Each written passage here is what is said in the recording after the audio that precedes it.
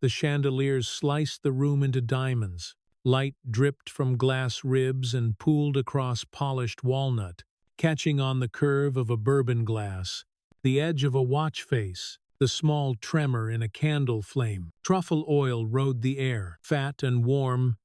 Beneath it, a clean bite of lemon polish, and the cold metal smell of money. Beyond the floor-to-ceiling windows, the city leaned close to listen. Bridge lights pricked along the bay like beads on a wire. Fog stacked in thin, obedient bands. Do you think she understands a word? Trent didn't lower his voice. He aimed the smirk at his reflection, not the woman across from him. Derek poured himself another 2 fingers and watched them settle.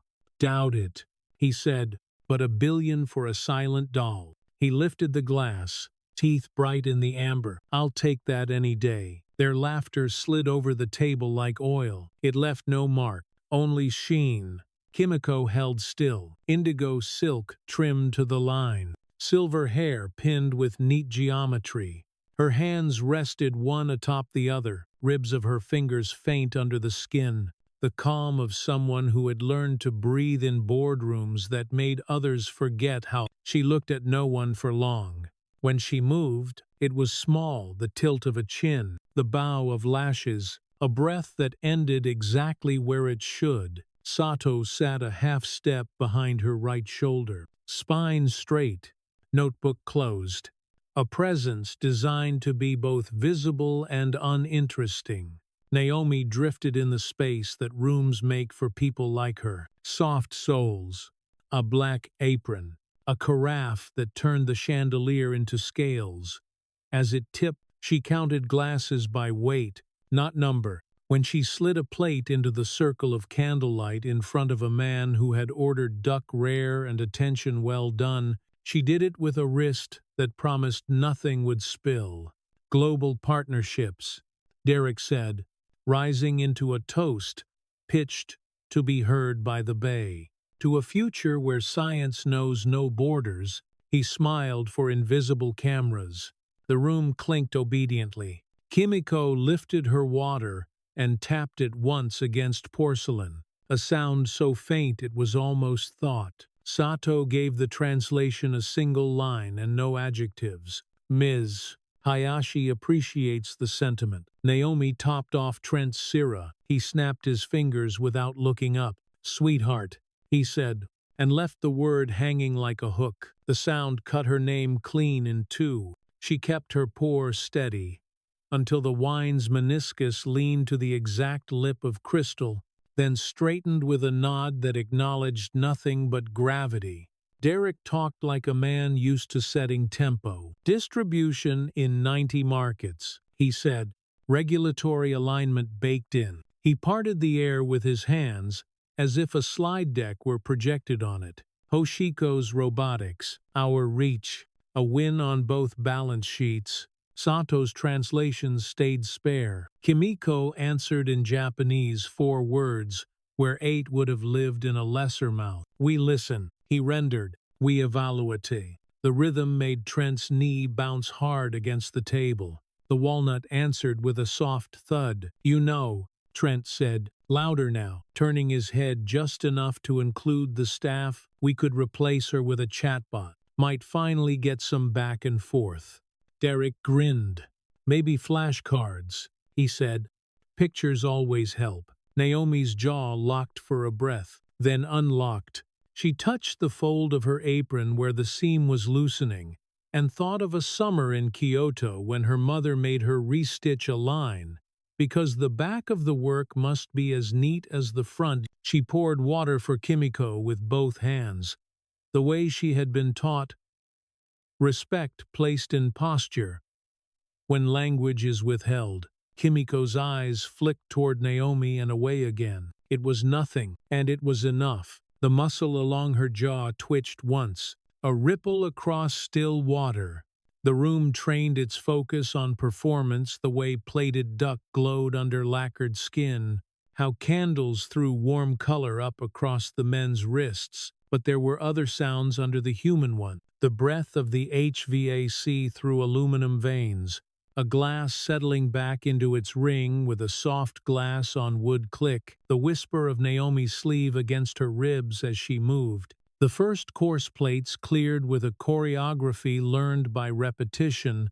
Naomi stepped from the table's circle into the shadow line just behind Foster, her manager. He smelled like starch and a cologne that promised authority. Eyes down, he murmured without turning. Don't get pulled into their noise.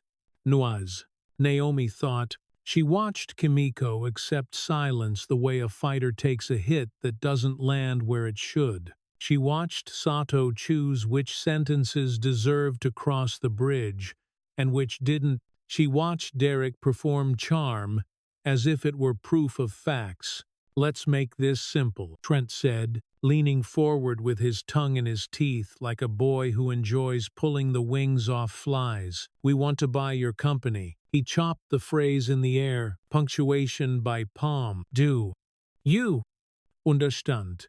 Derek laughed because the alternative was not laughing, and that would have proven something. Hell, he said, we can draw pictures. Naomi knelt to gather a dropped fork, and on her way up, she heard the smallest sound from Kimiko, a breath shaped like a question, almost flat with discouragement. The Japanese found her ear in clean syllables. Is there no one here who sees me? It wasn't helpless. It was an inventory.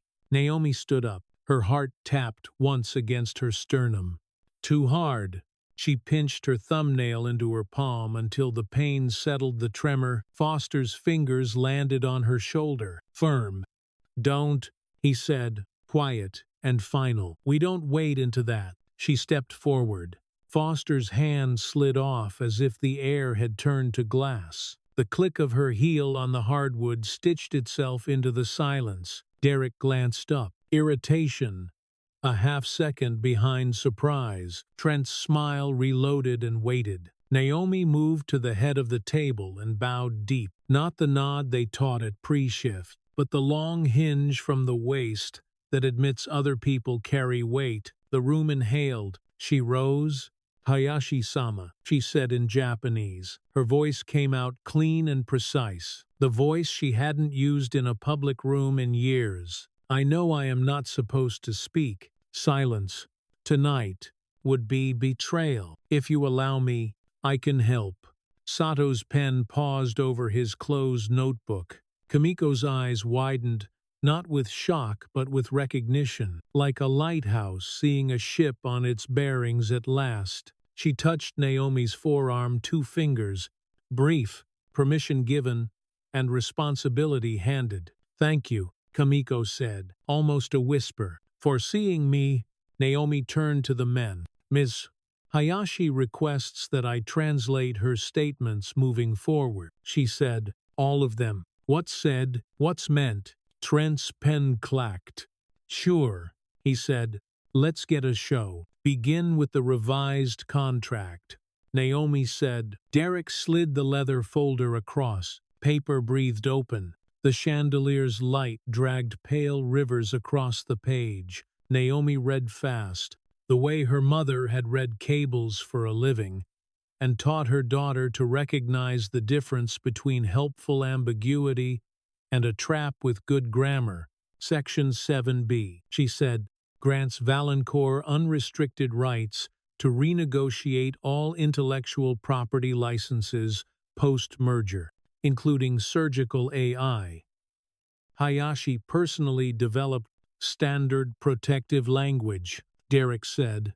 Language that lets you sell what you don't own, Naomi said, not raising her voice. Section 12. The non-compete prevents her from consulting, teaching, or speaking for 10 years. That's not integration. That's erasure. Safeguards, Trent said, waving his hand, reloading a tone he liked more than himself. In case things shift. Kimiko's face did not move. Inside, a small door swung inward. Naomi's gaze landed on a slim silver device in Sato's breast pocket. The little green LED sat dark like a held breath. She looked to Sato. He met her eyes with the tiniest tilt of his head and set it gently on the table. He pressed play. Static ate half a second, then resolved into Derek's confidence. Cut the incentives. His voice said, warm and hollow. We'll absorb her execs. She'll never know. Trent's laugh followed. We feed her what we want. The translator does the heavy lifting. The room didn't change temperature, but the air went thinner. Naomi let the recording run one beat longer than comfort, then reached out and stilled it with her fingertip. They assumed she didn't understand. She said, they plan to remove the people who built the technology and sell the core under new language. They counted on silence to make theft look like order. Trent shoved back his chair. You can't record private. Naomi turned her head slowly. You consented when you made the reservation, she said. You consented again when you walked past the placard. You consented again when you made contempt into strategy. Derek looked at Kimiko for the first time as if she were not a problem but a person with mass and center. Her stillness had edges now. A fortress, he thought, and for once didn't say it out loud. The candles burned down half an inch. Outside, a ferry carved a pale scar through the bay, and the water closed it like a mouth. Foster burst in. His face had been pressed to anger until it took the shape. What was that? He hissed, stepping past the men as if they were furniture. You left your station. You addressed a guest. You're finished here, Naomi. Now. Naomi squared her shoulders. The heat behind her eyes burned once, and then cooled. She took off her badge and set it on the sideboard. A small plastic surrender. Actually, a voice said from the doorway low, but Asise, a tone that had learned how not to hurry. She's not going anywhere. A tall black man stepped into the light in a suit that didn't need to clap for itself. My Jones, he said, North American Innovation Alliance. He nodded to Kimiko the way water nods to gravity. Foster opened his mouth and found no words useful enough to be caught. I've been in the dining room, Mai said, listening, watching. We do not fire integrity. He turned to Naomi. You did your work tonight. Not hero, work. Sato closed his notebook with a soft thwop that sounded like a verdict. Kimiko bowed her head once toward Naomi, once toward Mai. The room learned a new gravity. Derek set down his glass and saw his own hand in the shine on the table. Trent stared at the little green LED like a creature that had winked at him and then gone still. Outside, the bridge kept its line against the fog. Inside, something heavy shifted onto a new hinge. The door did not swing wide. It didn't need to. A breath fit through. That was enough. The little green LED slept on the table. Morning light climbed the glass like a slow tide, laying silver across a bare conference room and the neat stack of forms that smelled faintly of toner and tea. Somewhere below, the bay cleared its throat against pilings, a damp sound that threaded through steel and into the room like a warning that preferred manners to drama. Words first, Sato said. He set a pot of sencha between porcelain cups, steam carrying grass and heat. Beside him, Mai squared a folder to the table's edge, while beyond the glass Kimiko stood with hands clasped behind her back, the stillness of a metronome everyone else adjusted to, without thinking.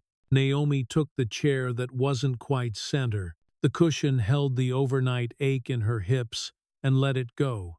She uncapped a pen, the click small but decisive, and looked at the paper like a room that needed windows where people could breathe without asking permission. Statement of observation, Mai said. He slid her the first page. Heavy stock, black lines, clean margins, time, place, what was seen, what was heard, and the note that her hands had not touched the device between capture and seal, the nouns arranged so a future room would know the past wasn't guessing. She wrote slow at first, then sure, The pen hummed softly against fiber when she pressed a little harder. Her handwriting held even on the line that asked for role, where she considered waitress and wrote witness, because both were true, and the second one would carry better when gravity tested the paper. Interpreter Integrity Protocol, Sato said. He turned a fresh sheet and centered the title with a fingertip. The LED stayed dark as if to insist that power didn't equal performance, and Naomi felt the shape of a bridge under her ribs, planks waiting to be named, so no one could rearrange them with a smile. Define interpreta, Kamiko said. Her voice carried steam and restraint, soft enough to invite, firm enough to settle. Naomi printed, neutral contracteur, selected by rotating panel, paid by pooled fund, protected from retaliation, with statements recorded and archived. Access governed by chain of custody, so meaning would keep a passport as it crossed defined silence, Mai said. He didn't look up when he said it, which made it heavier. Naomi wrote, disciplined withholding, never consent, never incompetence. Absence of sound cannot be used as evidence of ignorance, and any inference must be confirmed in the speaker's language before it is allowed to touch a contract. They worked the edges before the center, rotation, every 40 minutes, so fatigue wouldn't make meaning crooked. Escalation path.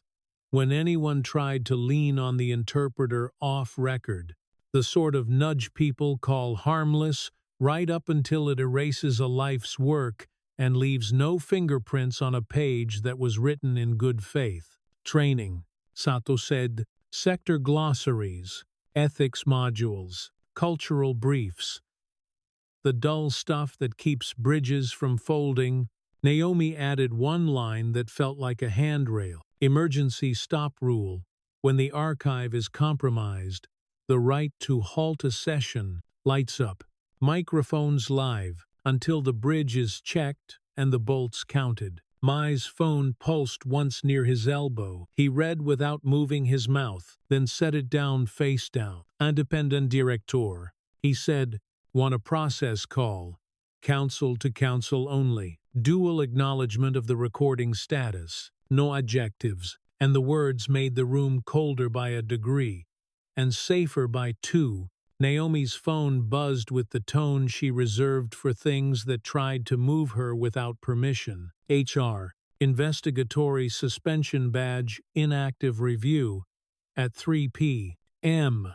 Please refrain from contact with guests or media. She slid the screen to Mai, who nodded like a locksmith, and Sato poured more tea. The sound exact as rain on a clean street where no one rushes because the schedule has already been obeyed. Reply with counsel loop. Mai said, request policy citations by number. Chronological account attached. No adjectives. He spoke as if he were balancing a dish on his palm, each word placed where the weight would distribute across bone that had not failed him yet. Naomi turned to the glass. The window was cool on her knuckles. The city a quiet diagram of cause and effect. With the dull side of her pen cap, she drew 2 columns on her reflection.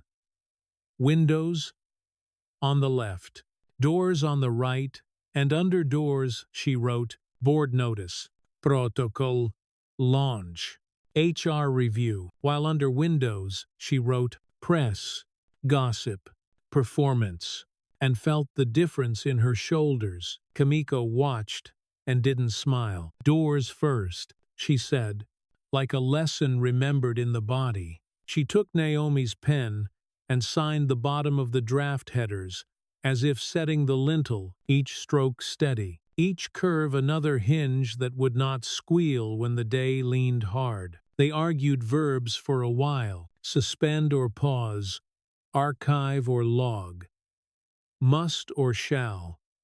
The tiny fights that keep people from dying later. When Sato said shall, Naomi countered must, and when Mai tried to make room for the word reasonable, Kamiko said specific and the language lost its wiggle without losing its grace. Midway through, the LED winked once as Sato checked battery. It went green, then quiet, a breath that admitted current, but refused spectacle. Naomi stared at it longer than she meant to, and thought of last night's hinge, the room tilting, a door, not swinging, just admitting air because someone had pressed the latch with more purpose than force.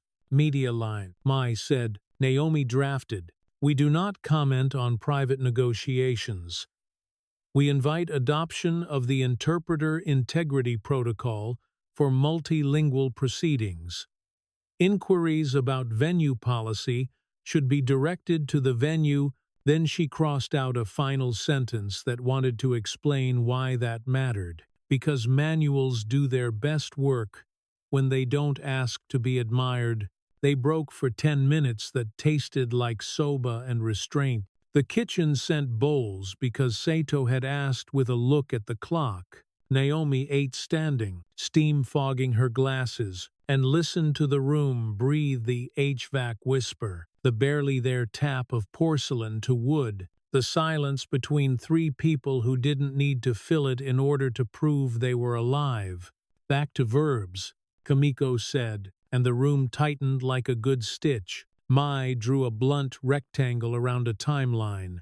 Seal and hash at 22:47.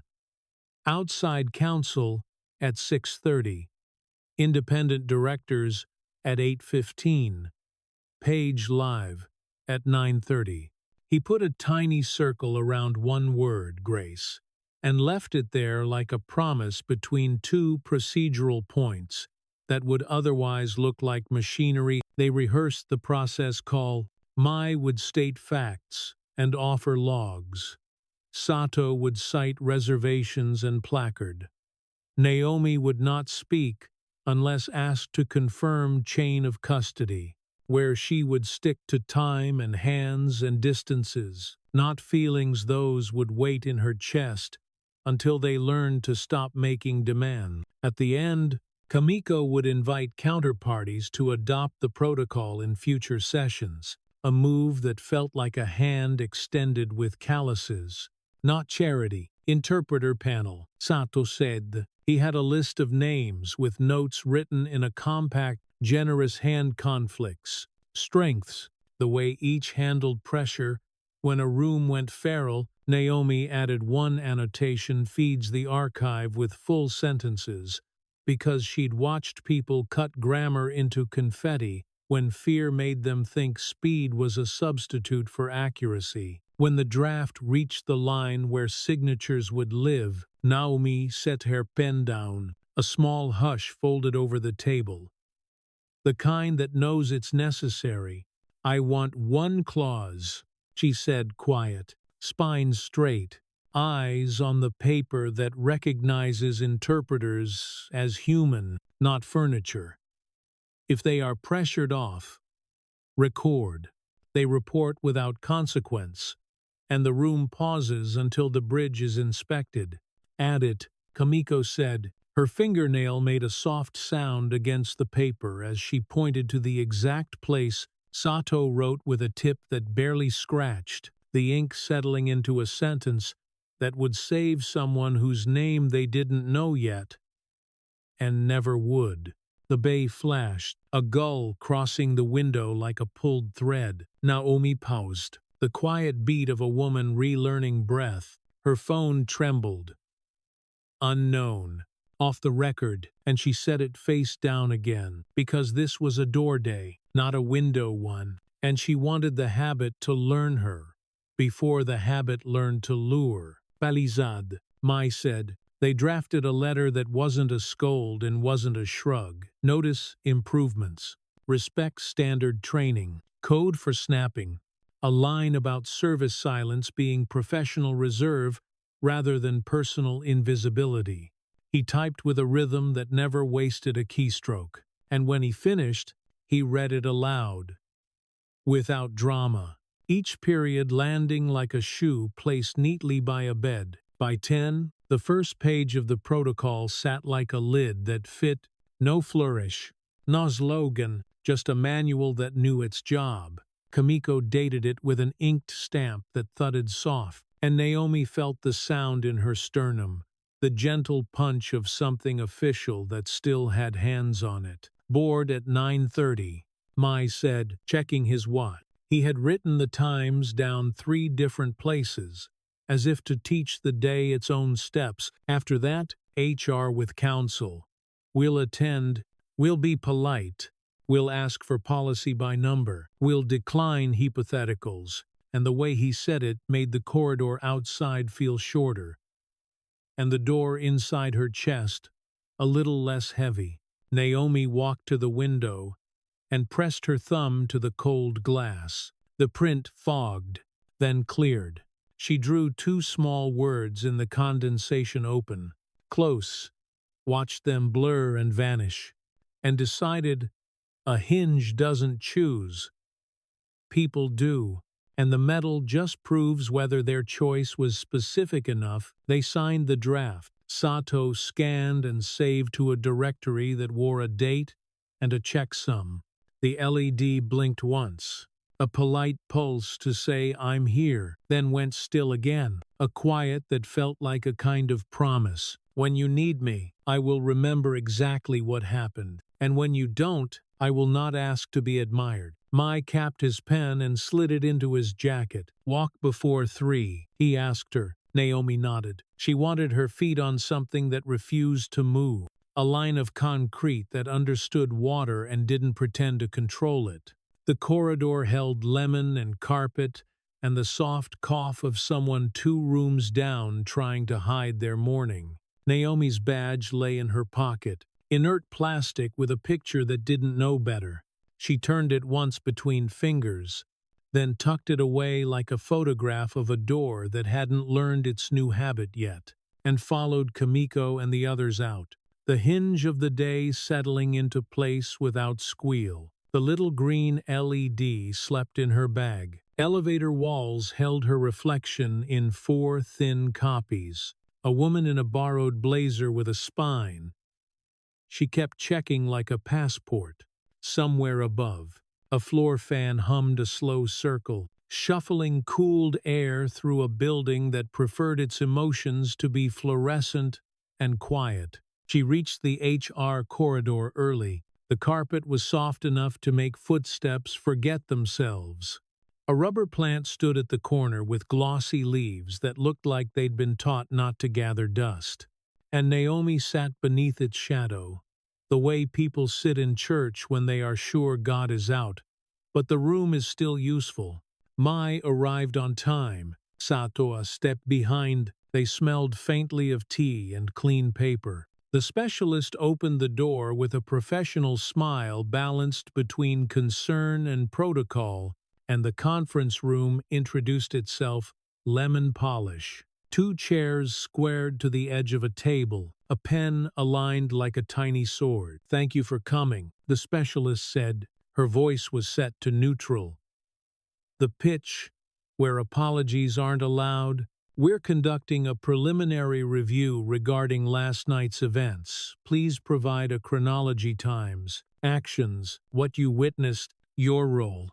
Naomi slid a sheet from her folder. Columns, team stamps, verbs that worked for a living. She watched the specialist's eyes move, left to right, and listened to the quiet friction of paper against paper, like someone folding breath back into shape.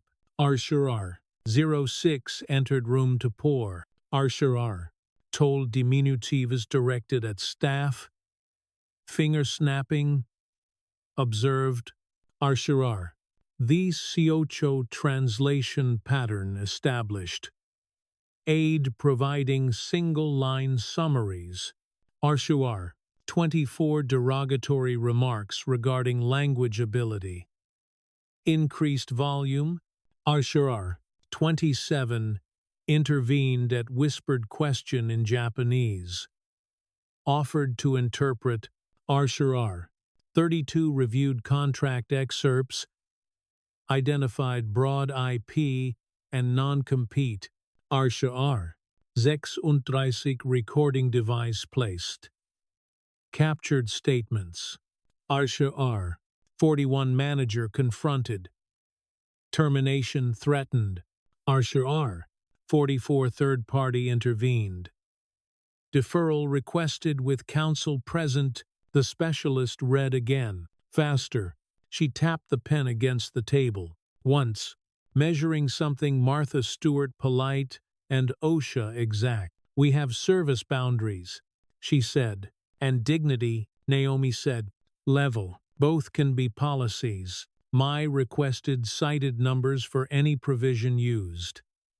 Sato placed a high-resolution photo of the placard on the table, the metal rectangle crisp enough to count screws, pending completion. The specialist said, "We're lifting investigatory suspension." A small breath became available in the room, and no one spent it. Outside, the corridor went back to being carpet and lemon. Naomi pressed the elevator button with a knuckle she didn't trust to be neutral. The doors closed on the faint scent of toner, as if the building were printing its conscience one slow page at a time. Across town, glass curated calm.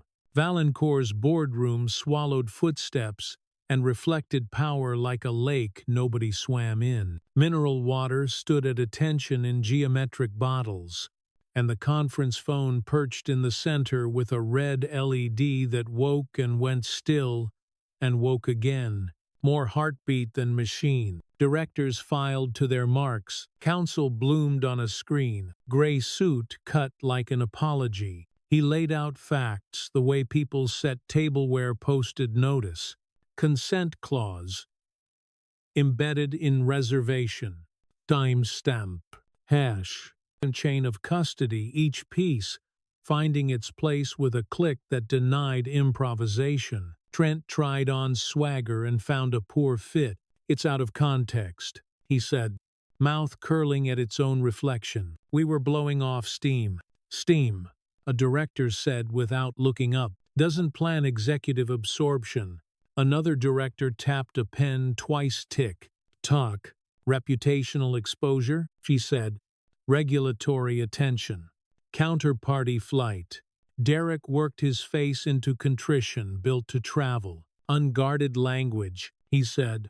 Term sheet remains advantageous. He rested 3 fingers on the folder like a pianist who couldn't find middle C. The market, the chair said, is allergic to unguarded when paired with litigation. He steepled his hands, making a bridge he would pull if needed. We protect the enterprise. Counsel recommended isolating exposure. Transition language with verbs that didn't glow. Silence arranged itself around the sentences like a well-trained dog.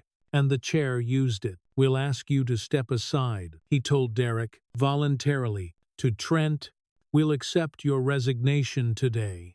A laugh escaped Trent, small and sharp. A yevel you'd never wear. For impoliteness. For manufacturing, a narrative regulators can use, the woman director said, eyes on her notes. And for reminding partners, we treat legacy like decor. The red LED woke and slept. Outside the glass, a gull flared white against a gray paragraph of sky. Inside, signatures practiced their shape in the minds of men who hadn't planned to write today. Naomi walked the Embarcadero. Wind pushed thin salt through the seam of her coat. Pilings knocked to their own slow meter under the pier, that wooden comparison between old problems and new water. Zurich moved to likely, Mai said, reading a phone that never looked hurried. Osaka wants training dates. Sato kept pace with a silence that felt like a responsible friend. Not a lack. They stopped by a metal rail cold enough to reset a thought. Freighters sat like patient punctuation marks beyond the bridge's spine. Naomi palmed the recorder in her bag. The green LED stayed down, not asleep so much as unwilling to show off. The board will act, Mai said. It'll take a day, but the elevator knows what floor it's headed to. He squinted toward the water, the kind of look that meant he was trying to see the next 2 rooms, and make sure the doors weren't stuck. HR sent lifting notice. Sato asked. Naomi nodded and showed the line. Badge reactivated by end of day. The words were legal and a little relieved. She added them to a private ledger she'd started years ago. Moments when systems behaved without being shamed into it. Then we publish FNUL. One of the protocol in an hour, Mai said. No adjectives. He smiled. The dry ghost of it. We can save those for art time. Naomi leaned her throat against the wind and let it push a decision into place. I'll return the borrowed blazer, she said, and I'll walk past the new placard. The sentence didn't need heroics. It needed shoes. Palisade's lobby polished itself to a polite mirror. Employees moved like people who knew how to choose the right door the first time. At the host stand, a new notice shone under tempered glass language that didn't blink, a font that treated dignity like practice, not mood. Naomi read it all the way through. Her reflection leaned back from the surface, as if invited and declined. A young host shifted his weight and cleared his throat. "Can I help you?" he asked. "You already did," she said, pointing at the sign. He looked at the words and stood a little taller by habit. In the staff room, Foster stared at a laminated training packet that did not flinch under his eyes. Respect Standard Quick Guide. He ran a thumb along the edge until it warmed and lifted a pen. To all staff, he typed, "We will run training in small groups." Snapping at staff is a policy violation. Code 412 on the tablet. Interpreters are neutral and protected. Service silence is professional reserve, not erasure. He stopped. "I owe some of you an apology." He deleted the sentence, then typed it again and left it. An email reached Naomi's phone as she crossed the street. "Ms. Brooks, your intervention protected a guest's dignity and ours. I apologize for the corridor." Foster. She read it twice and filed it in a place that wasn't forgiveness yet, but had a coat hook ready. Valancourt's lobby ran its air cooler than necessary. Derek walked through it like a man wearing a suit he suddenly remembered belonged to the company. He signed what counsel asked him to sign, and when a camera found his face on the sidewalk, he said no comment. Because for once he understood that adjectives weren't currency. Trent found a private club and a mirror. He drafted a statement about growth and context. His publicist wrote back, "Don't." He posted anyway, because the send button looked like a lever, and he needed to pull something that would move. Comments arrived with weather he couldn't control. "You said the quiet part out loud. Enjoy your sabbatical." He typed replies. He didn't send, then watched the cursor blink until the screen went to sleep without asking him first. Naomi's apartment caught the day in its small square net. She placed the reactivated badge beside the recorder, a little altar to verbs that behave. Light drifted across the table and paused on the Kyoto stone she used as a paperweight. A cool oval she hadn't named but trusted. The draft protocol open on her laptop showed a line she'd added and let stand. Rooms don't become holy. They become possible. She folded the computer mostly shut, a book saving a finger for the next paragraph. Her phone lit with a message from a number labeled simply, "Mother proud of your nouns. Remember verbs are choices." Naomi smiled with half her mouth and set the phone face down. She stood at the window and traced the bridge with her eyes. The span cut the bay with a clean, believable line. Load limit posted. Lamps at regular intervals. Bolts counting themselves into the weather. Her sketchbook took 3 marks, quickly pillar, seam, a small dot in the corner, where an LED might live if canvas had a memory. Evening pressed a cool palm to the glass. She let her forehead rest there long enough to catch her breath and not longer. The green LED didn't blink, but she felt it anyway, the promise inside the pocket. When it wakes, it will be to witness, not to perform. Tomorrow had already put on its shoes. The city cleared its throat again.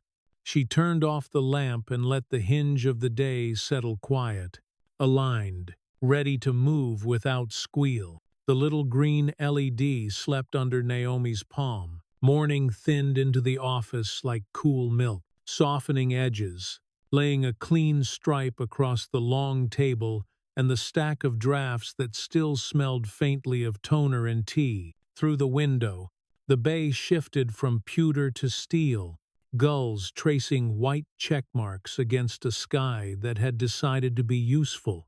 Independent directors in 5, Mai said. He aligned the speakerphone with 2 fingers as if it could misbehave without geometry. Sato poured sencha into small cups, the steam a brief hillside, the porcelain warm enough to correct the chill that buildings spread like policy. Naomi took her seat without claiming it. The cushion held her ribs and let them go.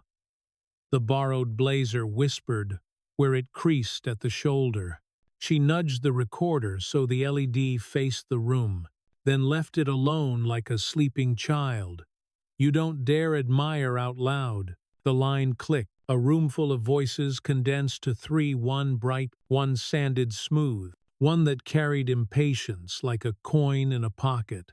Mai read the agenda without adjectives. Posted notice. Consent embedded in reservation. Hash verification. Chain of custody. Interpreter integrity protocol V0.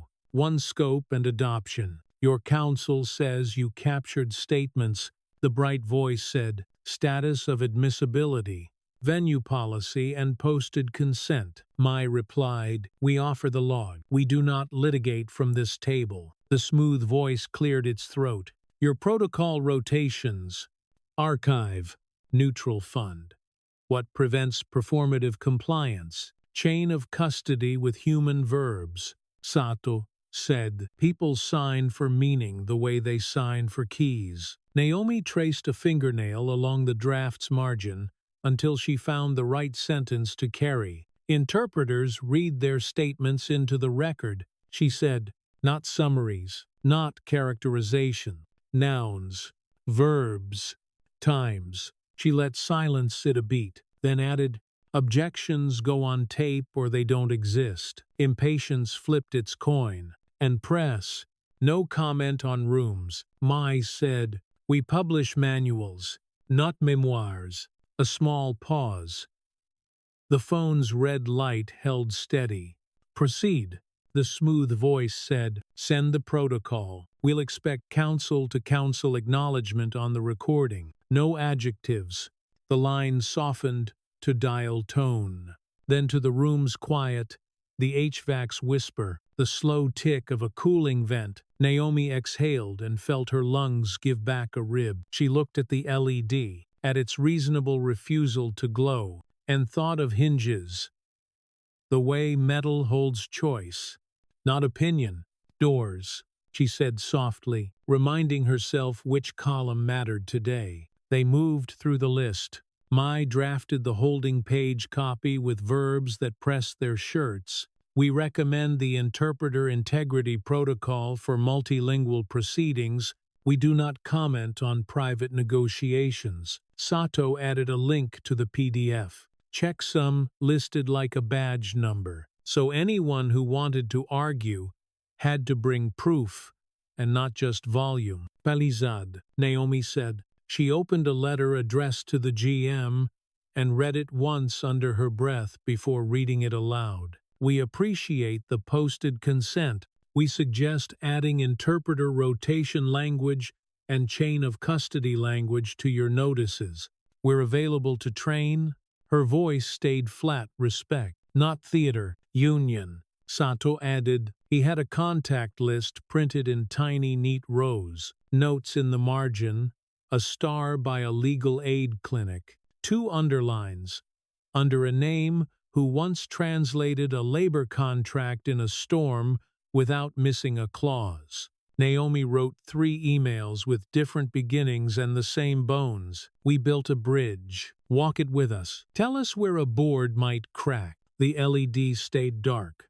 Naomi's thumbnail worried a curl of paper from the draft and flicked it into her palm. She didn't notice she'd kept it until her fist felt full of a thing that didn't weigh anything, and she opened her hand to let it go. Media inquiry, Mai said, glancing at his screen without committing to living there. He read the subject source close to the matter and let it pass through him like wind through wire. We hold, he said, we give process. They can write about our refusal to leak manual pages at 11. The translators' union replied in sentences that liked themselves for being useful. We endorse rotation and recorded statements. We can convene a panel within a week. We'll advise on stipend levels if you want compliance to survive rent. Naomi breathed a yes that didn't need to be heard to be true. Lunchtime arrived without appetite. Soba bowls left faint stripes of salt on the table that the sunlight found and turned into a brief geography. Naomi ate standing, glasses fogging, while the city made small, confident sounds beyond the glass. Truck brakes sighing, a gull scolding a careless pretzel, a flag stitching wind into cloth. Council to council at one, Mai said. He spread notes like a map that only worked in grayscale. Facts. Then the invitation to adopt the protocol without admitting fault. We offer the dignity of a way forward that doesn't demand kneeling. One came and went. On speaker, voices tried for stern and landed at careful. Sato confirmed times, hands, distances. Naomi confirmed the placard. Mai offered the protocol the way a builder offers scaffolding to someone still clinging to the parapet. The other side asked for 2 edits to the manual. Word choice, the careful voice said, on must versus shall, and a comment on interpreter immunity. Beyond venue walls, must is physics, Naomi said. Shall is posture. She adjusted her tone so the sentence wasn't a fight but a plank. We can workshop the immunity clause with the union. We don't leave people holding the weight without gloves. The LED winked as if in agreement, 1 precise pulse, then sleep. Naomi didn't smile at it. She didn't breathe for a count. Either. She made a note. Immunity cross-venue language. Sample indemnity. Clinic hotline. Mai ended the call with a line that could live in daylight. We look forward to rooms where this is boring. Sato allowed himself a half laugh. The day's only permission for humor. Afternoon thinned toward blue. The protocol page went live with its quiet font and no photographs. The checksum sat like a final period. Naomi refreshed once to be sure it had the right weight on the screen, then closed the laptop an inch, letting the hinge hold the day open with a finger. Training deck, Sato said. He handed Naomi a skeleton title slides, a spine of bullet points. She cut down until the bullets turned to verbs. She added 2 images, a bridge with posted load limits, a notebook page, where Times made a spine pictures that refused to confess metaphors out loud, but let eyes pick the bones clean. Mai drafted the internal memo to Hoshiko's staff. Adopt the IIP for all multilingual interactions. Rotate interpreters. Archive statements. Report pressure points. He wrote it to be posted on a wall, not framed. He wrote it to feel like shoes, not jewelry. An alert pinged in Naomi's pocket. HR. Badge reactivated. The 2 words were beige, almost comically plain. She turned the plastic over in her hand, weightless. Slick, trying to be useful. Walk there, Kamiko said, catching the motion as if it made sound. Return the borrowed blazer. Read the sign again. Her tone turned the errands into part of the manual. Naomi vent. Palisades lobby smelled of lemon and ambition. The new placard caught light like a small, stubborn promise. She read it the way people read prayers they've stopped believing and still need the clauses familiar. The font bored, which is how it should be. In the staff room, Foster stood by a monitor, where a training module frozen on a still frame had caught a man mid-snap. "I sent a note," he said without turning. "I got it," Naomi said. "Thank you." They stood inside a quiet that wasn't forgiveness and wasn't not it had weight, and that would have to do for now. Outside, breeze threaded through her blazer and put salt on her lips. She stopped at the curb, closed her eyes for a beat, and counted a breath in Japanese, the way she'd been taught under temple bells. When she opened them, the city was still the city. But the edges had become less interested in cutting. Back at the office, the whiteboard had grown a spine boxes, arrows, words that didn't ask to be admired. Palizad, check, IIPv0, posted, council, acknowledged, union, engaged. Under upcoming, Sato had printed one word in tiny, neat letters Zurich, and drawn a line that looked like the bridge engineers draw before budgets steal its honesty. The daylight thinned to something blue enough to count as evening. Naomi stood, stretched the small bones in her hands, and listened to tendons slide like careful ropes on a pulley. She packed the recorder, the LED winking again, as her thumbnail grazed the button.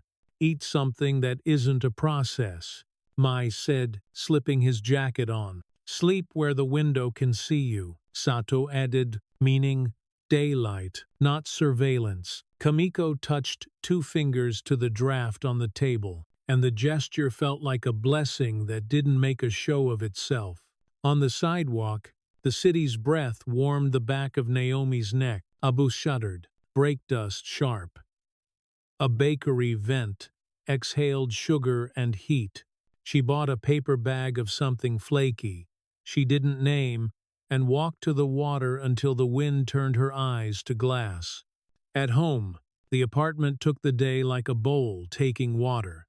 No complaints, no leaks. Naomi laid the badge beside the recorder on the table, the 2 small plastics looking like cousins who'd finally decided to behave. She put a blank canvas on a chair and made 3 marks with a pencil. 1 pillar, 1 seam, 1 dot. She stopped. The airwatch hum of the refrigerator, the near-silent tick of cooling pipes, her own breathing settling, these made a frame where words could be quiet. She let the hinge of the day ease toward closed and held it with her hand for a second, not to stop it, just to feel the weight. The LED didn't blink. The bridge in her drawing held its span without help. She switched off the light and let the room keep the shapes it had earned. Door cracked a finger's width, enough for air, enough for a morning to come in without knocking. The little green LED watched her breakfast from the corner of the table. Steam climbed off black coffee and found the window, writing fog into a pale oval the size of her palm. Outside, gulls stitched white thread through a low gray quilt, and the bay wore yesterday's bruised steel like a coat chosen on purpose. Her phone vibrated once, then steadied. A subject line slid into focus.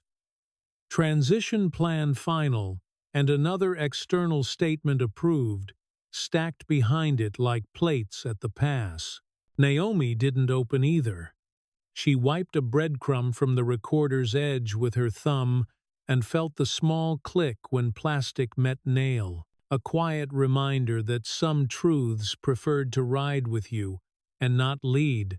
Mai texted, 9 a.m. Conference room, bring verbs, Sato added a dot, and shoes that forgive corridor. Naomi slipped on leather flats that remembered her feet and left the cup half full heat, a line on the tongue she could carry longer than caffeine. The office smelled like paper and tea. Morning cooled the glass into a patient rectangle and laid a neat silver stripe across the table, where documents waited in stackable peace.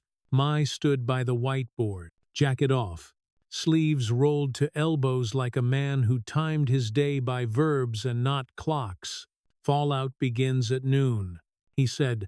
He didn't sound excited or afraid. He sounded like a mechanic, watching an engine do the thing it had always promised to do.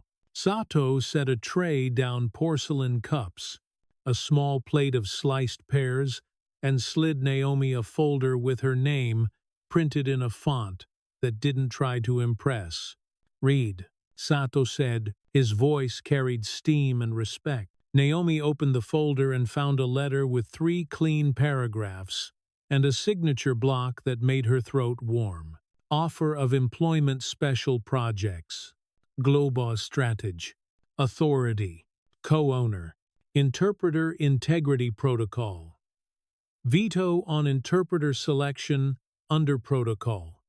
Power to suspend sessions upon archive compromise. Direct escalation to executive. Support. Tuition coverage. Any accredited graduate program bankable. Housing stipend. Art time. 1 day. Monthly. 2 weeks. Bankable. Travel. Healthcare. Salary. We respect your time. The words didn't smile at themselves. They held out their hands and waited. Kamiko took a seat across from her, indigo replaced by charcoal, hair pinned with the same measured geometry. She rested her fingertips lightly on the table edge. A pianist reading silence. "Rooms will stop needing heroics if we do this right," she said. "We'll still need you." Naomi kept her gaze on the paper until her heart matched the room. She looked up and saw no performance in their faces, only the clean lines of a plan. "What happens to my spine when I say no?" she asked, because she had learned to test hinges before she let them hold her weight. "It gets used elsewhere," Mai said. He half smiled at the floor, as if letting the joke fall there gently so it wouldn't bruise. "We can't own it, we can only give it work." She thought of the window columns she'd written 2 days ago. Windows and doors. And the slow relief that came when a door swung true. She thought of her mother reading cables aloud to teach cadence, of the Kyoto stone cooling her hand when she needed to remember patience. She signed with a pen that made a soft scratch, the sound of paper admitting a new future without spectacle. "Welcome," Kamiko said. No handshake, both hands around Naomi's, for a breath long enough to count, the way a person steadies a bowl of hot tea. Sato dated and initialed. Mai clipped the pages into a folder like a map you fold at the same seam every time so it learns. They didn't celebrate. They scheduled Zurich in 6 days, Osaka in 12, union panel convening next week, neutral fund paperwork today. Mai wrote grace above audit on the board and underlined both until the whiteboard marker squeaked. The sound as close as he allowed himself to ceremony. At 10:02, a meeting reminder painted their screens beige. Sato handed Naomi a cloth pouch, weight the size of a small apple. "For between rooms," he said, "your notes, not anyone else's. The LED doesn't have to know everything." She opened it and found a recorder twin, its green dot asleep like a good witness. They briefed the afternoon like a storm they could route around. At noon, Valancourt would post the transition statement. At 12:12, a business network would quote sources familiar and try out phrasing like abrupt and culture mismatch. At 12:40, a newsletter would speculate on causes with the confidence of astrology. "Let them perform," Mai said. He checked his watch, a simple face that kept its own counsel. "We do logistics. We keep the story inside verbs." Noon arrived exactly on time. Across town, a glass building chased its reflection around corners. pretending not to see who had to leave it. Inside, a signed letter rescinded access, redistributed duties, and asked an executive to step aside to focus on personal transition. A phrase that sounded like a hallway with good light and too many doors. Trent tried to outpace gravity. He posted a paragraph about growth and context and learning in public, the words arranged like furniture in a rented apartment. The internet tipped its head, blinked twice, and said the quiet part aloud back to him. His cursor blinked until the page went dark on its own. Derek took his bourbon from the bar cart and carried it like a credential he'd forgotten how to use. He looked at the skyline and saw his breath in the glass. He set the glass down without drinking and watched the circle it left on the surface grow thinner until it vanished. A ring of absence that didn't owe him explanation. Back at the office, Naomi walked into HR for the last time as a dilemma, and the first time as a ledger item that balanced correctly. The specialist handed her a printed notice badge, reactivated, and an apology so careful it landed like air. She nodded and didn't show her relief. She folded the paper once, then again, the creases sharp enough to remember. Foster waited by the service entrance for the return of a borrowed blazer. He held a clipboard like a shield and shifted his stance twice. A man reteaching his feet manners. Training starts tonight, he said. Respect standard. 2 groups. I'll sit through both. He met her eyes for exactly 1 second, then let them go like a rope. Good, Naomi said. She slid the blazer on its hanger and smoothed the sleeve once. The gesture more for her than for cloth. The sign looks good in the lobby, she added. Makes the air climb differently. He nodded, as if she'd named a kind of weather. I sent a note, he said, the sentence a little bruised. I know, she said.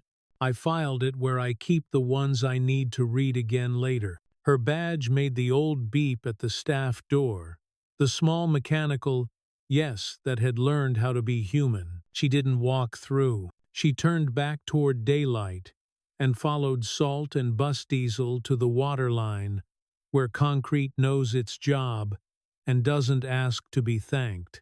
By the railing, wind lifted the edges of her hair and salted the corner of her lip. A ferry dragged a bright scar across gray, then erased it without apology. Naomi took the new recorder out of its pouch, thumb smoothing the curve, and didn't press the button. Some days, being able to is enough. Her phone pulsed with a number labeled simply, Mother. Got the thing, she said.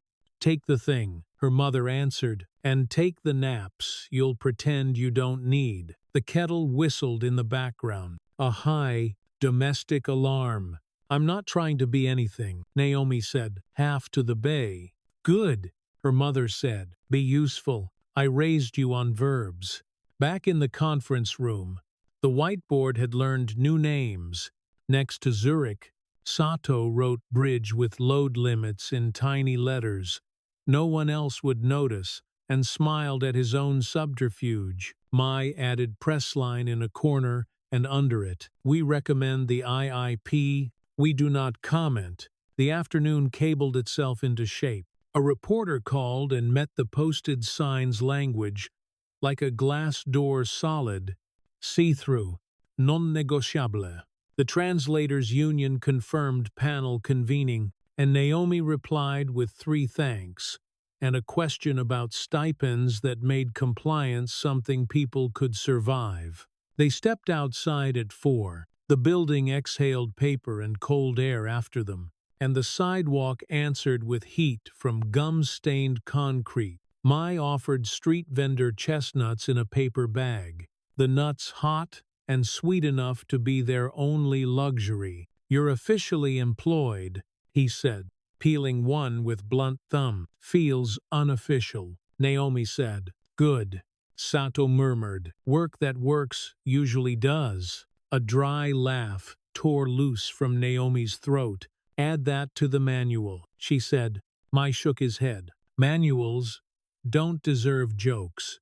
He glanced at her, and the corner of his mouth shifted. People do.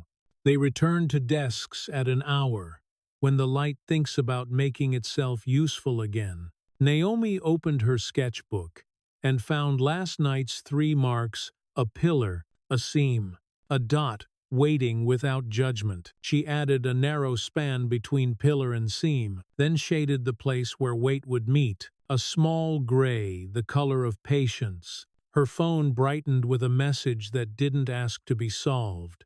Union co-chair. Can we embed a duty to report clause for interpreters?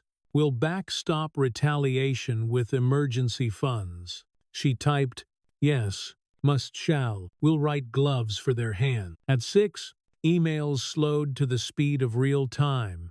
The city recalibrated. Brake squeals thinned.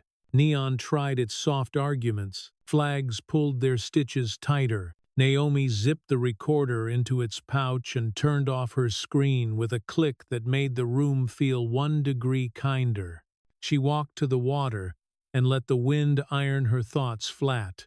The bay wore pewter again, unbothered by stories, interested only in gravity. She pressed her fingers to the rail until they cooled, then lifted them and watched the prints fade, as if the metal refused souvenirs. Home. She placed the signed offer beneath the Kyoto stone. The weight sat without drama. The stone never screamed its usefulness. On the chair, the canvas kept its 3 marks, and the new narrow span. She touched the pencil to the dot, where the LED would go in a painting, if paintings wanted to remember. She didn't draw it. She left the corner untouched. A small square of negative space that could hold tonight's quiet. The refrigerator hummed, the building shifted a rib, and somewhere a neighbor laughed exactly once, as if they'd remembered a thought they didn't need to share. The little green LED on the recorder didn't blink. It lay in its pouch like a rule that didn't need proving. Naomi slid the window open 1 inch and let the room breathe. The hinge moved clean, and the air came in without explanation, exactly the way she wanted the next room to behave. The little green LED slept against her wrist. The cloth pouch swung as she crossed the lobby glass, cool as a held breath, citrus in the air from a cleaner that made the morning feel deliberate. Out on the water, a ferry stitched a white seam across Pewter Bay and erased itself, the sound low and steady. A reminder that not all traces deserve to last. Security waved her through with the new badge. The turnstile gave an obedient click that felt like a softened verdict. Upstairs, the door to the conference room already stood open, the table dressed with neat stacks of paper and a tray of sliced pears sweating in polished light. Mai had shrugged off his jacket, sleeves squared at the elbow. Sato arranged pens parallel to the paper edges, as if a crooked line could invite chaos. Kamiko stood by the window, hands at her back, a posture like a tuned instrument in an empty hall. Orientation, Mai said, and didn't make it sound like a ritual. He slid a folder across, thick stock, clean font. No ornament, authority, boundaries, escalation. If a room argues, you point to this and not to yourself. Naomi skimmed as steam rose from the sencha Sato poured. Her name sat without flourish, where responsibility lived. Co-owner of the protocol, veto over interpreter selection under it. Suspension power, if the archive broke, direct line to ethics, when everything else stalled like a bad elevator. And your limits, Sato said, tapping a page with a careful fingertip. No private interpreting, no off-record coaching. Your allegiance is to the log. The tea smelled like cut grass after rain clean. Restorative. Expecting to be taken seriously. I want an emergency clause, Naomi said. She kept her voice level, paper flat beneath her fingers. If a room begins to use identity as leverage mine, anyone's the session pauses. Statements on record Arbitration in daylight. Write it, Kamiko said. She did not turn from the glass. She didn't have to. Naomi printed the sentence without adjectives and felt the pen scratch as the paper accepted a new habit. They moved through the rest. Cross-venue immunity for interpreters who reported pressure. Stipend schedule pinned to the cost of living, so compliance didn't collapse in the face of rent. Mai circled Grace on the whiteboard and drew a small arrow to audit. His laugh sounded like a door unsticking. Grace keeps people. Audit keeps systems. We'll need both, even when they complain about each other. Her phone vibrated against the folder. A number she didn't know offered background only, in gray bubbles. Naomi set the phone face down and watched the LED pouch settle, calm as a cat feigning sleep. Press will reach for story, Mai said, as if hearing the quiet buzz. It's gravity. We hand them a manual instead. He tossed her a line he'd used and liked, "We're here to make this boring." It landed soft and stuck hard. They broke for 10 minutes that tasted like pears and restraint. The AC hummed a patient chord. She stood by the window until the glass cooled her knuckles and checked her reflection for a woman she knew, jaw set, shoulders down, a line between her eyes that hadn't asked permission to exist.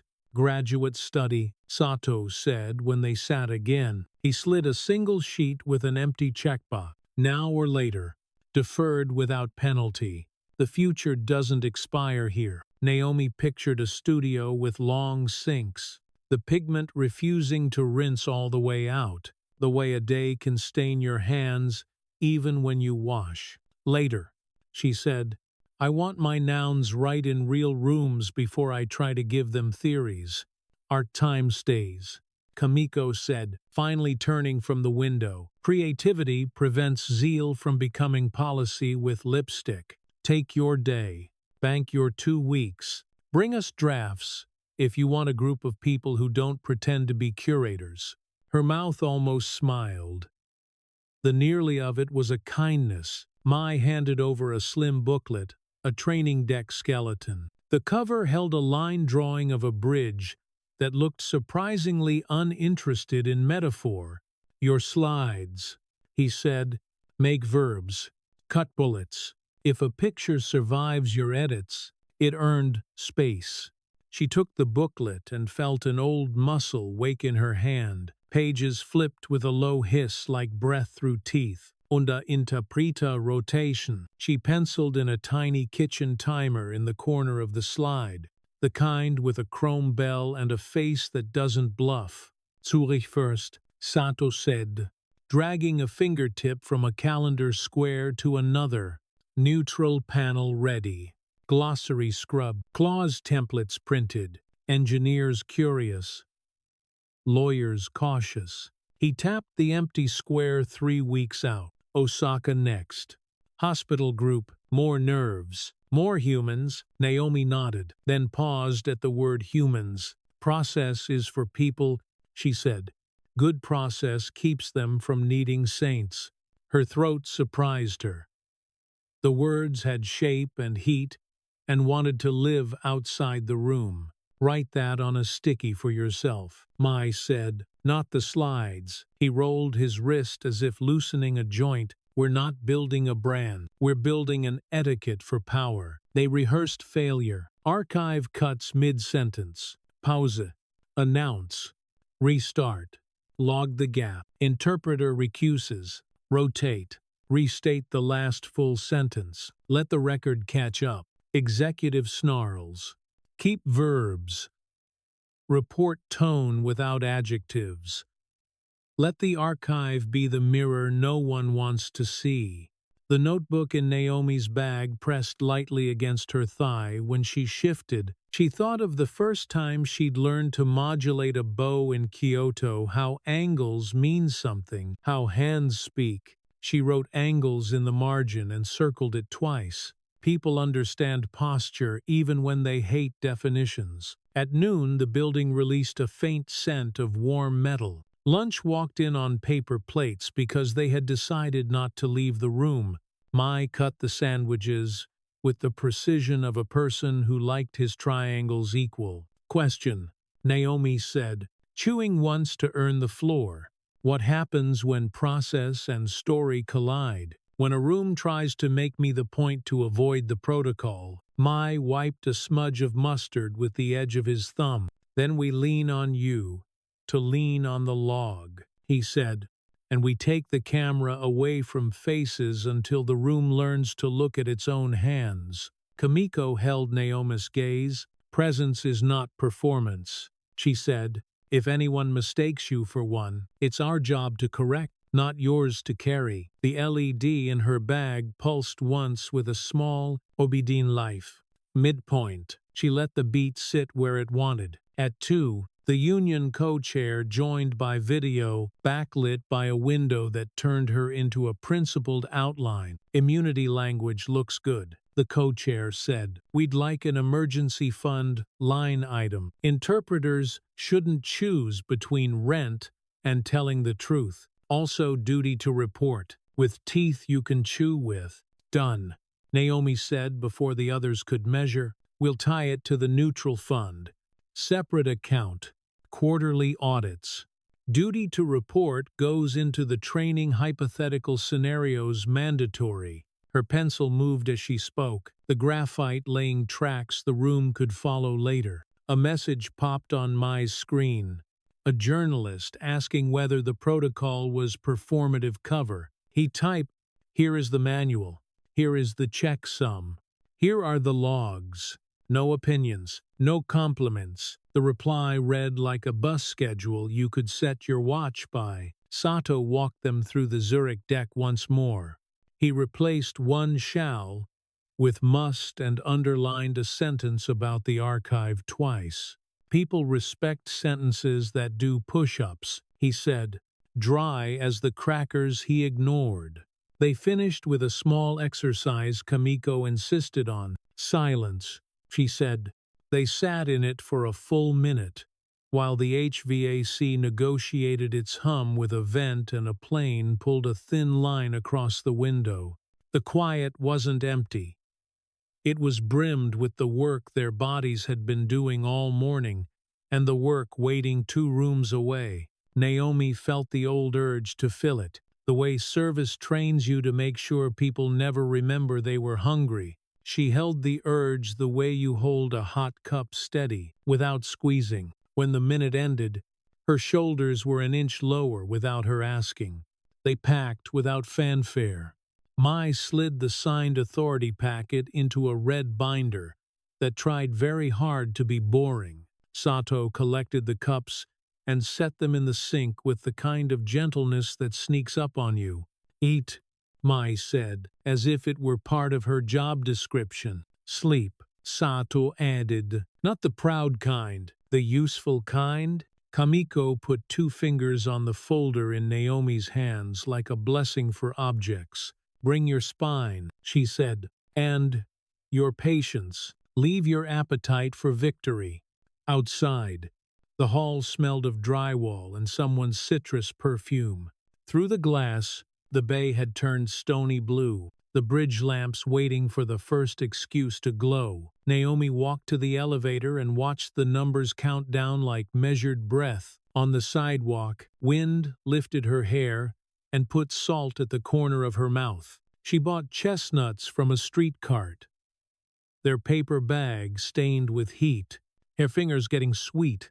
The city moved around her without asking her to convince it. Home. The apartment held its ordinary refrigerator hum, neighbors' single cough, the far-off whine of a bus that needed brake work. She set the red binder on the table beside the Kyoto stone. And the recorder pouch, objects that didn't want applause, on the chair. The canvas took a new pencil line, a thin brace under the span, small, exact, not dramatic necessary. She stood with her hand on the window latch and didn't move it. Pre-climax breath, she thought without the words, only the feel. The glass felt cool. The hinge would swing if she asked. She left the window closed. The room had enough air for now. She set the pouch down, the little green LED turning once in its sleep, like a creature deciding the world could manage the night without being watched. Tomorrow would bring flights and glossaries and rooms that didn't care about her history, only about load limits and posted speeds. She rinsed her cup, turned the light off with a gentle click, and let the dark arrange itself. In the quiet, the protocol lived like a good rule, unexcited, unafraid, ready to meet the next room without asking to be the point. The little green LED slept under a heel of daylight. On Naomi's table, it made a small patient d'hôte, the kind a careful hand leaves in the corner of a drawing. Outside, fog pulled itself thin, and the bridge wore it like gauze, lamps not yet lit. The bay a dull coin that kept turning. Uptown, glass held its breath. Derek stood at his window with a tumbler he didn't drink, the bourbon's surface shivering when his hand forgot itself. Emails stacked on his laptop like Coaster's transition plan, access changes, external statement, and he watched them the way people watch bad weather from behind a door. They're too proud to close. Call me. A director had written, he did, and the voice came finished, not cruel. We've finalized, it said. Council will choreograph. Don't fix this in press. Only time makes this less true. The line clicked. The room gave nothing back. He set the glass on the cart and left a wet ring on wood. It paled and vanished. As if absence were a kind of discipline, he thought fortress, the word, surprising him with its weight, and swallowed it because the room had never learned to hold that shape. Across town, Trent tucked himself into a leather chair that had memorized men like him. He typed 3 different versions of a statement about growth and context before choosing the one that smiled at itself. His publicist replied with one word, don't, and then a second. Delete. He posted anyway. The comments arrived like weather that didn't care about hope. At Palisade, Apprentice-Sahil, the GM slid new notices into frames, the metal clips, clicking with a finality that tasted like Windex and relief. In the staff room, laminated cards appeared in neat stacks.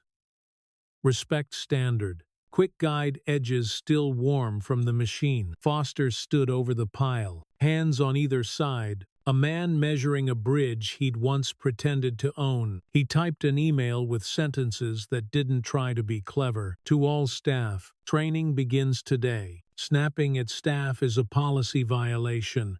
Code 4-1-2. Interpreters are neutral and protected. Service silence is professional reserve, not erasure.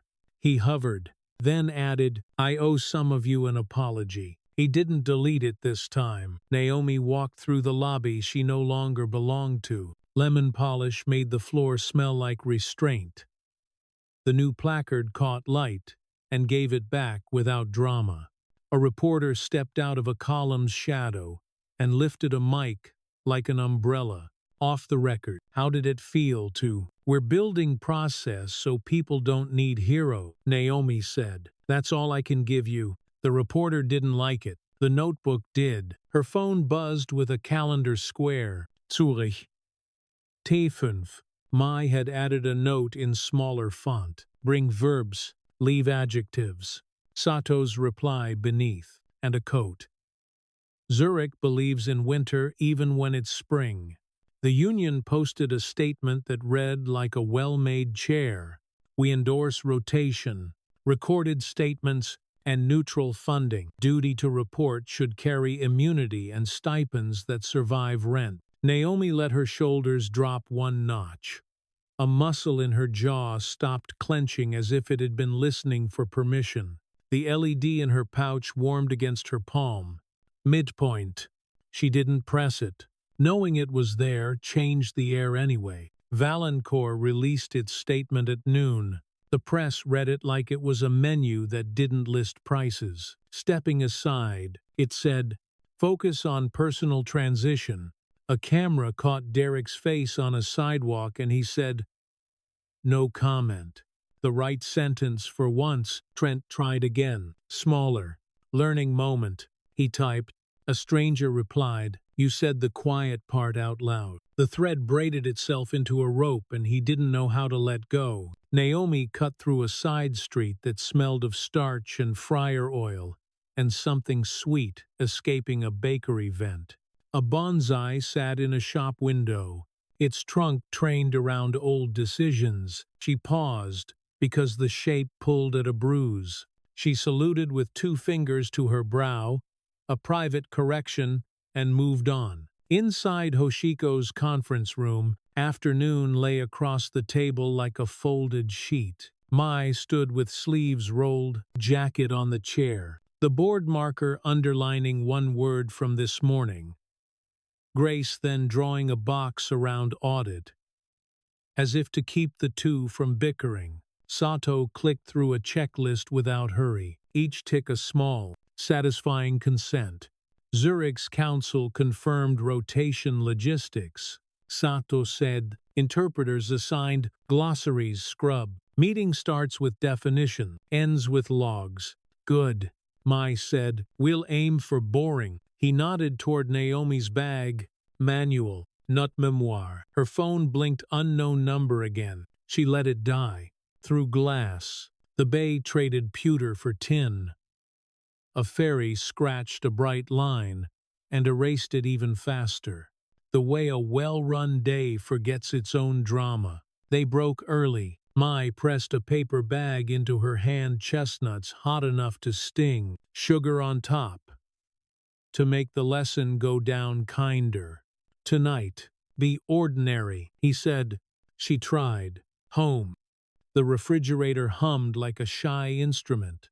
The building shifted one rib.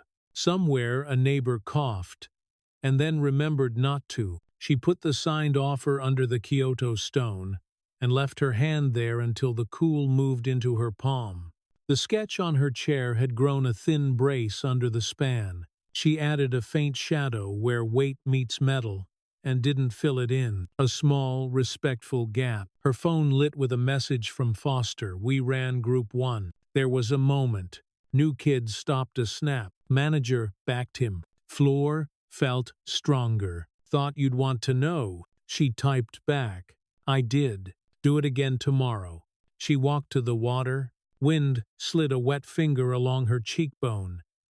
Diesel and salt tangled at the base of her tongue. She rested her wrists on the rail until the metal cooled her pulse and watched a gull hang on a current, without flapping. Posture. The only verb it needed. Back in the private club, Trent faced a mirror that had run out of patience. He raised his phone, lowered it, raised it again. He typed an apology to nobody in particular and deleted it before it could become an object the world could argue with. Derek packed a box with the precision of someone who doesn't want to be caught stealing pens. A book he hadn't read, a paperweight that was supposed to signal seriousness, a photo in which his smile had been more ambition than joy. At the door, he turned off the light, and the room looked right for the first time. Naomi sat at the table and opened the new recorder's pouch. The LED blinked once at the ceiling, an insect-thin pulse, then settled. She set it beside the badge like cousins who had decided to behave. An email arrived from the translator's union co-chair. Draft duty to report language attached. We propose quarterly audits of the fund. Cap emergency dispersals at 2 months' rent. Appeal process via neutral triad. Naomi read it twice. She wrote, yes to audits, yes to appeals. Add a line. No one writes invoices for integrity. She crossed it out, replaced it with stipends delivered without NDA. Her mother called between boiling water and pouring it. Are you eating? Chestnuts count? Naomi asked. Barely. How's your spine? Working? Good. A pose. Bring it home sometime. It needs joy to stay straight. Naomi smiled. A private, bone-deep thing. Pre-climax breath settled on the sill. She turned the lamp off and let the room hold its shapes by memory table. Stone, push, badge, canvas, chair. Somewhere down the hall a door closed with manners. Not drama. In the dark, the little green LED didn't glow. It kept its promise without performing. On the other side of the window, a ferry stitched and unstitched the water, and the city adjusted its shoulders for night, the bridge waiting for its lamps to speak. The little green LED watched the room from the center of the table, thin as an insect's eye. It sat on a compact black box between the carafes and the neat stack of contracts. Beyond the window, a tram rang its brass bell and glided past like a clock, choosing not to argue. Light pooled on pale wood, cold, and even as if winter lived inside, despite what the calendar claimed. Naomi read the room the way her mother had taught her to read a cable. First the edges, then the verbs, engineers with tool-polished wrists, lawyers in soft wool suits, two interpreters at midfield, badges the color of rain, laptops open to glossaries that had been tuned like instruments. Kamiko sat at the head, chin level, throat bare. Mai placed his fountain pen parallel to the edge of his legal pad. Sato set a kitchen timer beside the LED, chrome face, catching light. 40 minutes marked in firm numbers. Definitions. The Swiss lead said, his vowels carried clean edges. The courtesy of someone who knows the table can splinter. The interpreters built his sentence twice German to Japanese. Japanese to English, no flourish, no loss. A bridge erected in one breath. Naomi let the rhythm lodge, her hands folded on the table, nails bare, knuckles relaxed. When she spoke, she used the gloss terms like they were handles, not ornaments. Core device, she said. Ancillary device, neural interface patch. No synonyms. No poetry. The LED didn't blink. Sato started the timer. The first interpreter read her statement into the archive. Name, role, time, conflict checks on record. Naomi watched faces at the word record. Engineers looked relieved. Lawyers looked like they'd found an extra lock on a door and weren't sure whether to love or hate it. Section 3. Opposing counsel began.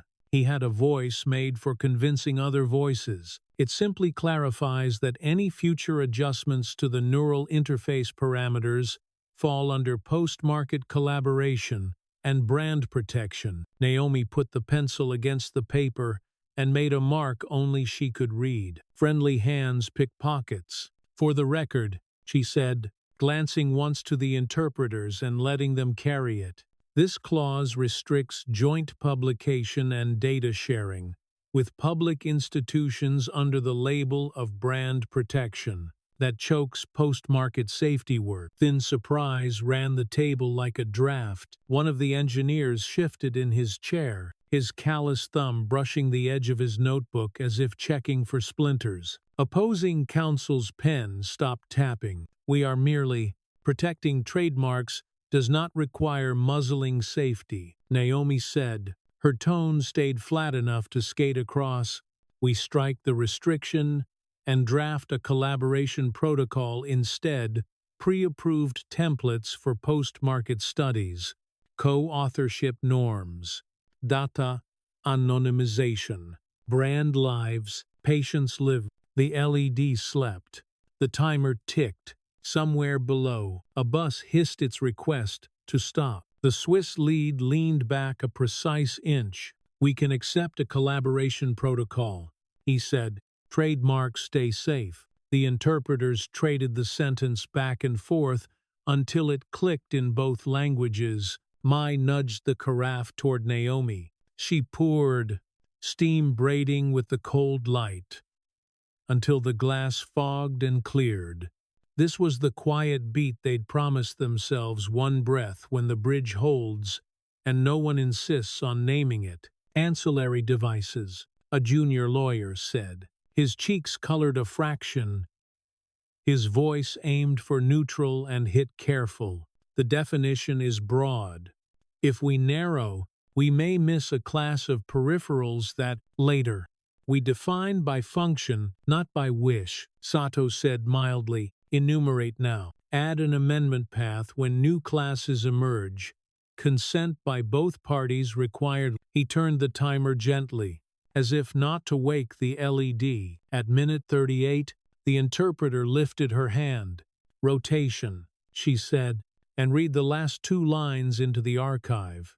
The second interpreter moved into the chair with a fluidity that would have looked ceremonial if it weren't so practical. The off-duty interpreter receded 3 seats. Hands visible. Neutrality. Resting like a cat that does not need to prove it is alive. They broke for coffee in a spillover room that smelled faintly of varnish and oranges. Naomi stood by a radiator that clicked softly as it remembered to work. The junior lawyer from the other side drifted closer, stopping at a distance that respected both privacy and fear. Off the record isn't a thing here, he said, eyes on the window, but watch for the word expandable next to ancillary device. It migrates. Thank you, she said. Now say nothing else. He nodded once, and some weight left his jaw. Back at the table, expandable tried to slip into the margin. A snake wearing a cufflink. Naomi circled it. For the record, expandable without bounds becomes edible. A thin cough of laughter escaped one of the engineers. Then the room did its job and struck the word. The interpreters carried the incision to both sides without leaving a scar. Mid-afternoon thinned the light toward something tired. They moved through milestones and ratios, where language grew claws. Naomi trimmed it until it could be picked up without bleeding. Sato kept the timer in view. The LED pulsed once when he checked battery, small and reasonable, then went quiet. Indemnity. Opposing counsel said. He tested the word like a table leg. Mai answered with a template that treated indemnity like physics-specific. Mutual. Boring. What about think verbs? Naomi said, pencil tapping once against the margin before she remembered to stop. The interpreters looked at her. Then, at their glossaries, we specify. We think the patch could becomes preliminary data indicates feelings are water. We need weight. She offered it to the record, not to ego. Kamiko watched the room with a stillness that asked it to grow up on its own. Twice, she asked a question that was really a sentence in disguise. Twice. The other side adjusted, because sentences with clean bones tend to win if no one lets them wear costumes. By late afternoon, the stacks on the table looked less like danger and more like work. Not done, not a trap. The LED caught one last ribbon of light and looked for half a beat, like a lighthouse seen from the right distance. Signing tomorrow, the lead asked. Not pushing, not begging, conditional on red lines, Kamiko said, and dual sign-off on the archive. Naomi matched it with an internal nod. Her body learned the choreography and stowed it with breath and posture. In the stairwell, the air tasted like cotton and dust. Naomi lagged half a flight to feel the day arrange itself in her chest. The quiet there wasn't empty. It was made of all the verbs they'd chosen and the ones they'd killed. Dinner was broth and noodles at a place that didn't try to be photographed. Mai ate efficiently. Sato read his notes with monk-calm thumb. Kamiko wrapped both hands around a teacup, as if warming the day back into circulation. Bridge held under load, Naomi said, not because we demanded it, Mai said. Because we posted the limits, he pushed a dish her way. Eat. Rooms think better when you don't tremble. Back in her hotel room, Naomi sketched 3 rectangles for the rooms they'd moved through, and a thin line for the path they'd walk. In the corner, she left a space the size of the LED and didn't fill it. Negative space is a kind of discipline. She wrote 1 line under the drawing. Make the boring strong enough to carry the dramatic. Morning slanted blue over the lake. They took their seats, less wary, more exact. Signing didn't perform itself. It asked for wrists, for names legible in 2 languages, for the patience to let each page arrive at the right lie flat. The junior lawyer hovered near the coffee after. Thank you, he said, not meeting Naomi's eyes. For naming the thing while it still had a nickname. She didn't absolve him. She didn't accuse him. She let him walk away, carrying his own weight. They stepped into a hallway that smelled like paper and faint lemon. The LED in the black box blinked once as Sato powered it down. A tiny pulse, like a creature deciding to sleep in the daylight. Naomi felt the echo land in her chest, and then thin, a ripple smoothing to plain water. On the tram back, faces blurred into glass and snow. Mai checked a message without changing his breathing. Zurich, adopting parts of the protocol. He said, independent archive standards. Quiet footnote. Footnotes hold buildings. Sato said. People rarely notice. At the hotel, Naomi pressed her forehead to the cool of the window for a count of 3. She didn't think of victory. She thought of bolts. The trams below wrote soft lines into the day and erased them on schedule. On the flight home, night pooled in the aisle and hummed. Kamiko slept upright, hands folded. Sato watched a silent film with subtitles. The kind where faces do all the talking. Naomi curled around the small box of the recorder in her bag and let its shape remind her that memory is a tool, not a performance. Back in the conference room, the whiteboard wore new ticks. Zurich. Check. Clause 14b. Struck. Archive. Dual sign-off. Mai added audit under grace and drew a thin arrow between them that looked like a bridge drawn by a child with a steady hand. Osaka next, Sato said, and the word put a new weight in the air. Clean and necessary. They debriefed with the same verbs they'd used to build. What held? Rotation. Archive. Neutral fund. What needed care? Glossary for think feel. Press language that refused story. Collaboration templates that couldn't be turned into silencers. Go home, Mai said. Pretend. Sleep forgives. Naomi nodded, slipped the recorder into its pouch, and felt the LED under her thumb one last soft insistence that it didn't need to glow to be true. Outside, the bay wore a darker suit, a fairy stitched and unstitched. A white line where current allowed. Naomi stood by her window and let the negative space of the day expand until the room could hold it. The little green LED didn't blink. The bridge in her sketch held. The door, as always now, stayed a finger's width open. The little green LED watched condensation gather on a carafe. Rain shouldered down the conference center's glass, drilling a steady, tight hiss into the morning. Inside, the air smelled like stripped citrus and warm plastic. Fluorescent panels hummed and held, their light clean and a little merciless. Osaka's hospital group had come in navy suits with cautious shoes. A ministry liaison sat near the head, his tie the color of smoke, his watch polite. 2 interpreters in rain-gray badges set their laptops at midfield. The kitchen timer showed 40 minutes like a face that doesn't bluff. Definitions, Sato said. His Japanese landed like a carpenter's square, true and unembarrassed. The interpreters read themselves into the archive names, roles, conflict, voices steady, microphones. patient as stones. The liaison opened with courtesy. He placed a thin folder in the center of the table, the paper inside whispering when it settled. "For speed," he said, "a ministerial addendum, minimal in scope, to facilitate live demonstration this afternoon."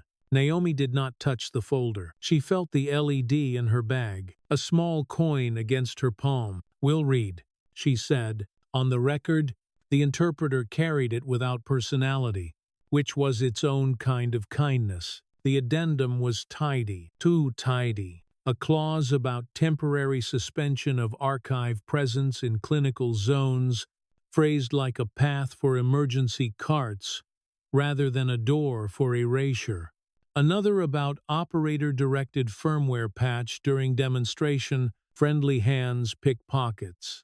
"For the record," Naomi said, pencil resting on the margin. "Clause 5 suspends real-time archive for the duration of the demo." She breathed once. "Our protocol does not enter clinical spaces to be seen, only heard. We can mask identifiers.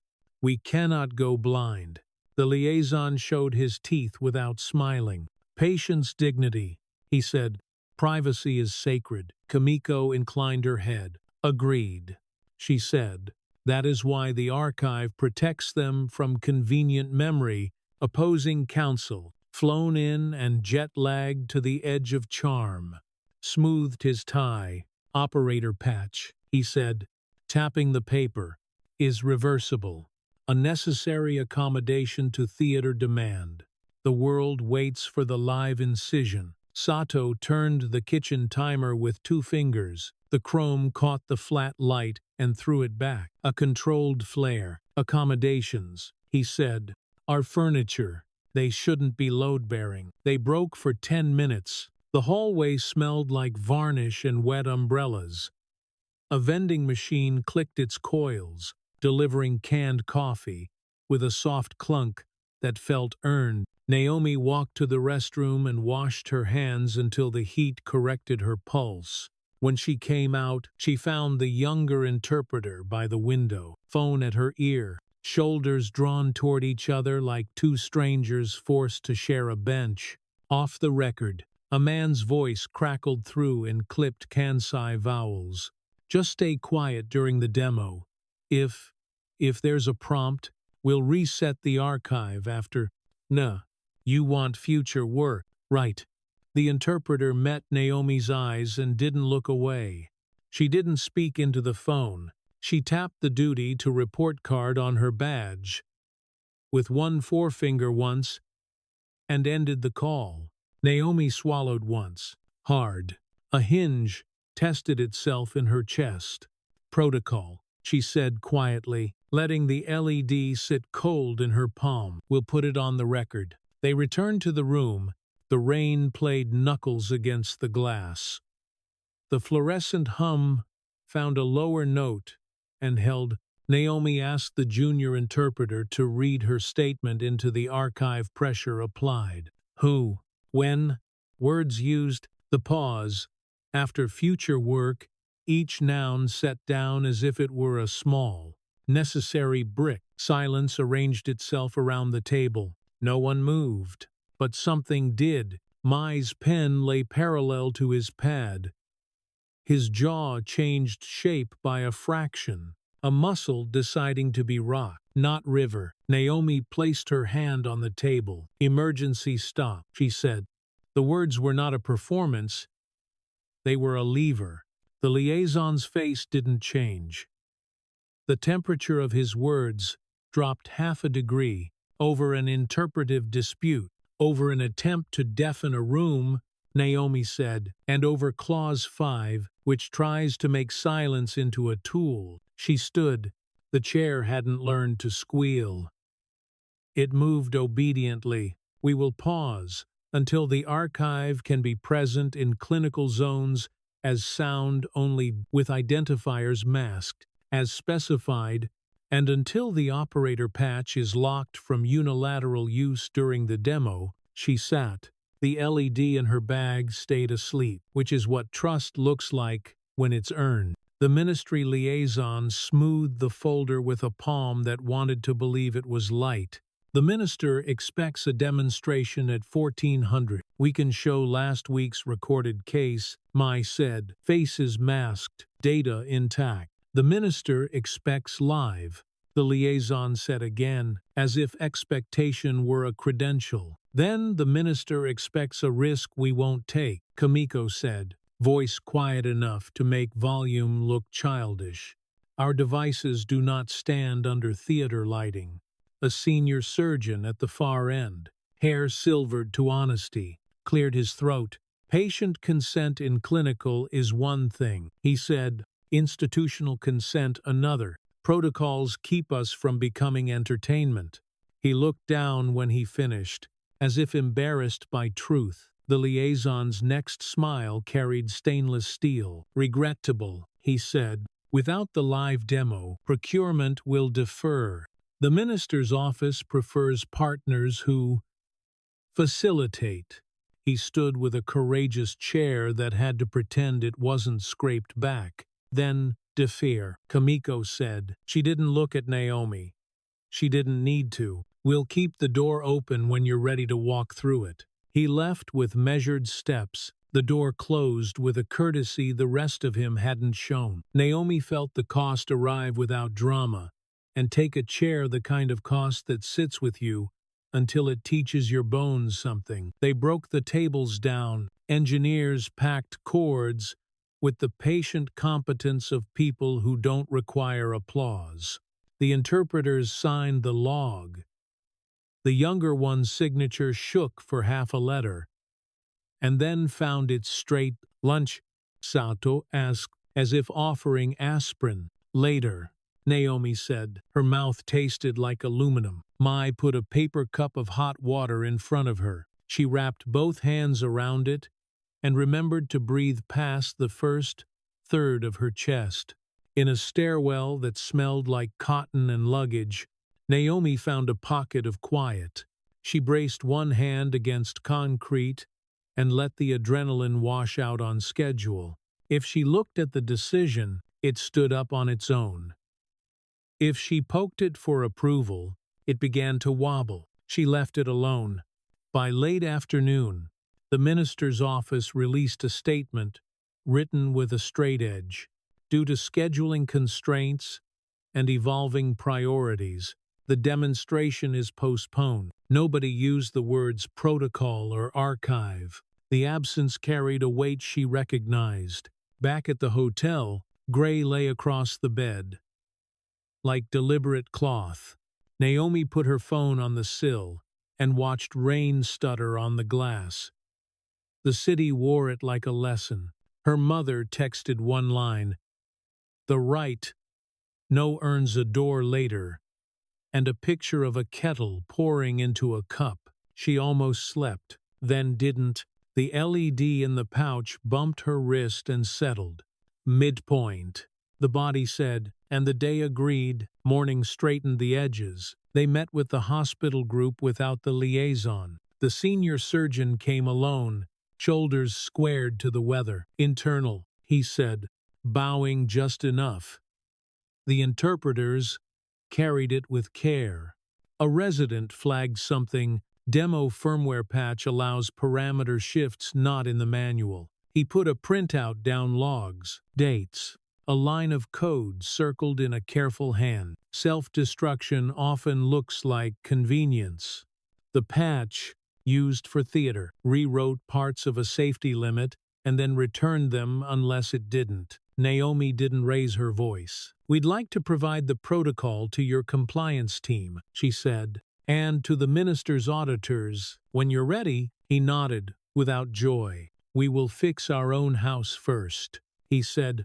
Kamiko bowed deeper than the conversation required. Respect, not victory. By afternoon, procurement sent a polite deferment that called itself temporary and felt like a winter that would last. Hoshiko lost the contract that day. On the walk back, trucks hissed over wet asphalt. A woman laughed into a scarf. The city refused to notice any one person's disappointment. Back home, the office smelled like new paper and electricity. The whiteboard now read Zurich check. Osaka paused. Mai wrote ministerial audit in small letters under audit, and drew a thin arrow from Grace. As if the two had always been conspiring to keep each other honest, they debriefed without adjectives. Cost: 1 contract. Saved: a principle and likely a patient. Risk: visibility. Naomi nodded, felt the word become heavier in her mouth, and decided not to spit it out. The duty to report fund went live that evening. The union sent a note with a smile hidden in bureaucracy. Emergency dispersals funded. Appeals panel seated. Hotline rings through to a human. Sato folded the email into a folder labeled "Things that make rooms less hungry," and closed it with 2 fingers. A reporter called Naomi's phone at dusk and asked for adjectives. Was it hard to say no? Yes, she said. Are you proud? We built a manual. One day a resident won't need to call before a demo. Are you the hero? No, she said, and let the silence hold. Her sacrifice came in the mail the next day. An art residency acceptance. Kyoto. Spring ink still drying. Studio with north light. Sink long enough to drown a canvas. She set the letter under the Kyoto stone and didn't move it. The timing was wrong. The hinge had chosen a heavier door. At night she sat at her table and erased the thin brace on the sketch, then drew it back in cleaner. Smaller, closer to where weight would really land. She left the corner empty.